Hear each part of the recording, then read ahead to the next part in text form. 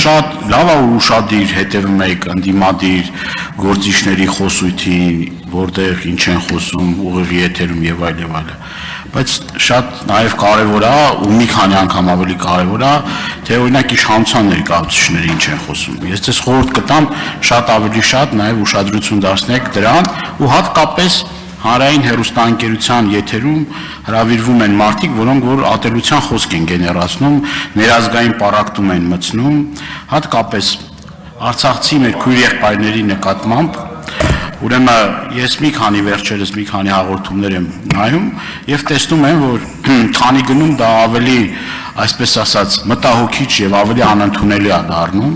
եւ շատ կարեւոր է, որ հատկապես մեր բոլորիս հարկերի հաշվին ֆինանսավորվող ուրեմն հեռուստառադիո ընկերությունը հենց այդ չափանիշը պահի երկու արցախցի մեր հայրենակիցներ խոսում են ոտնամանի մասին եւ ռեպորտաժ է գնում հանրային հեռուստաընկերությունով եւ դա ներկայացնում են որպես մարդկանց գումարով բերել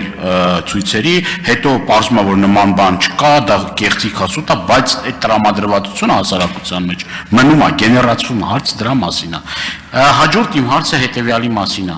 Կան մարդիկ, որոնք այդքան էլ մարդ կոչվելու իրանք չունեն, որոնք որ տարբեր երկրներից ամենավերջին վիրավորանքներով տարբեր քաղաքական գործիչների մասին արտահայտվում են եւ ես կարծում եմ այդ մարդկանց եւ իրենց ընտանիքների այդ մարդկանց ուրեմն